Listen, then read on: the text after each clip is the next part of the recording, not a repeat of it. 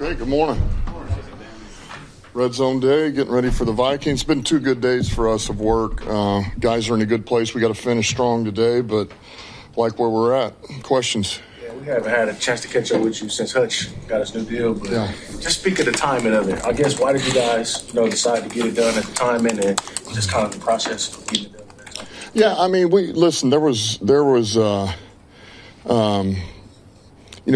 wanted to get this thing done for a bit now, so, I mean, this didn't just happen overnight. But we had all the conviction in the world that,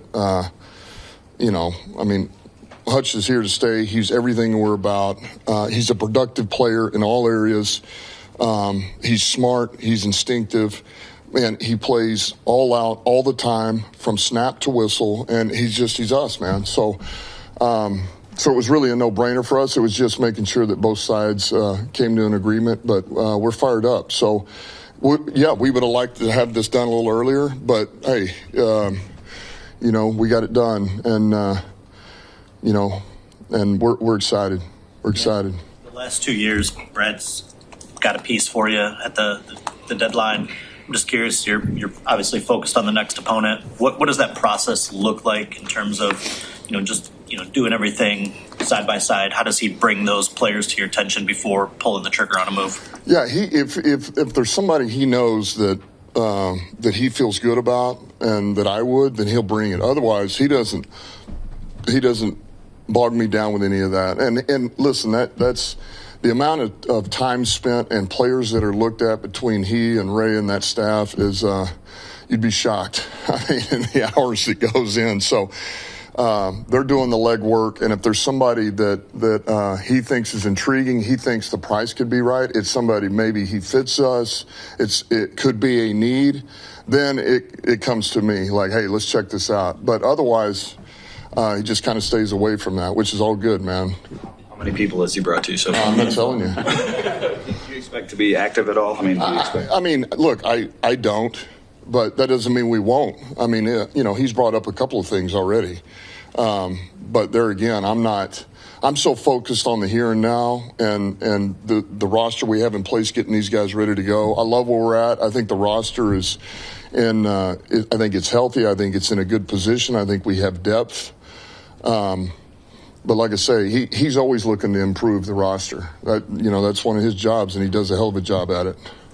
Does it ever go the other way? I mean, do you go to him and say, hey, I could really use a little help at this position? Yeah, if I've got something on my mind and I feel absolutely I'll go there. And we stay in open communication with that all the time, So, yeah, if I feel like there's something that is eating away at me a little bit or maybe just a bit of a concern, sure, I'll bring that to his attention.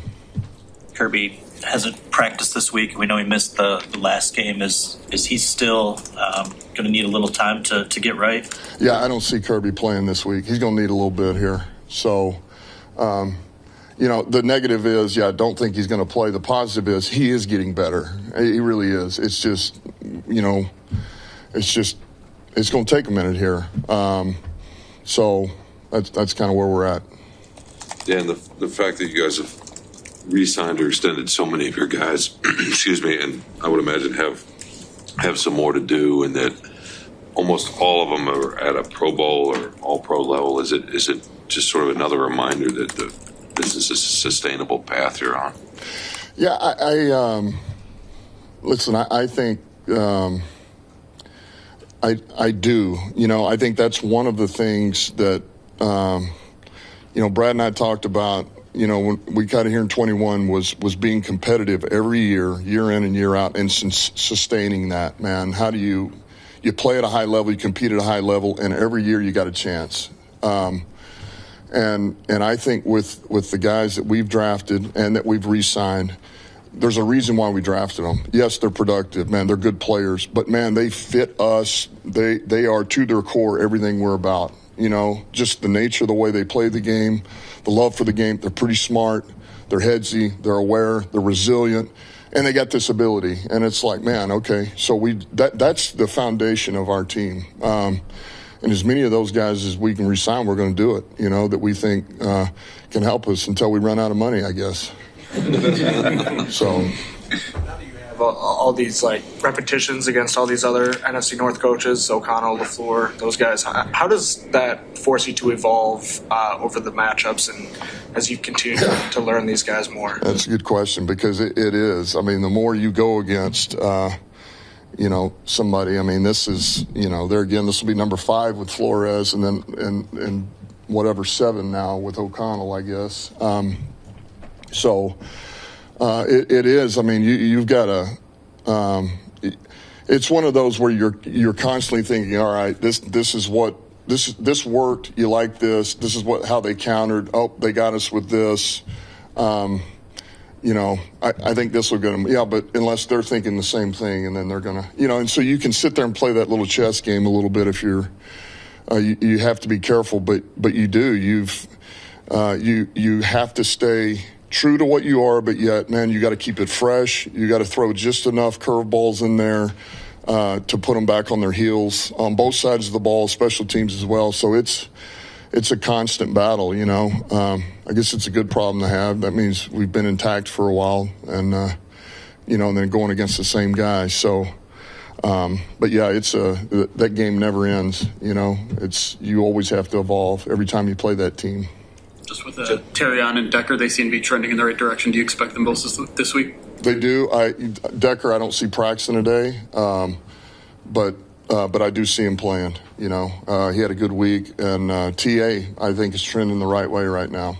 He's looked pretty good in practice. I feel like we ask about him about once a month, but we see Josh Pascal around the building. I think the original hope was to get him back in October. We're coming out of that month. Do you have any update on where he's at, and can you shed any light on what he's dealing with? Because I don't think we've ever got that. It's a back is what it is, and he's there again. He is improving. We're trying to be smart. We're taking it as far as we can. He's got a few more things to show us before we're ready to open the window for him to practice. So, I mean, I'm hopeful 3 weeks, somewhere in there. I'm hopeful the end of November, maybe early December. But he is improving. Light one. Since it's Halloween, when you were a player here, did you ever go? I can't imagine you went the other day. You're game planning, but when you were a player, did you go to players' Halloween parties? And did you and Holly have a favorite, costume? We did. We dressed up a little bit. We had a few. Yeah, we had a few, but. I answered this the other day. I don't know if Danny was in there. I don't know. I was Marilyn Monroe one year. All right, that was a long time ago, and that wasn't here. I'm sure you can find some old stuff, but anyway, we paired up pretty good. Let's just put it that way. So, Holly's the creative one. She always had pretty good ideas for stuff. So, what was she when you were Marilyn Monroe? Well, actually, that one, her sister came in, so it was really more her and her sister than it was we were paired up. So I was kind of odd one out, but I was Marilyn Monroe. She brought me the freaking dress. I had the wig.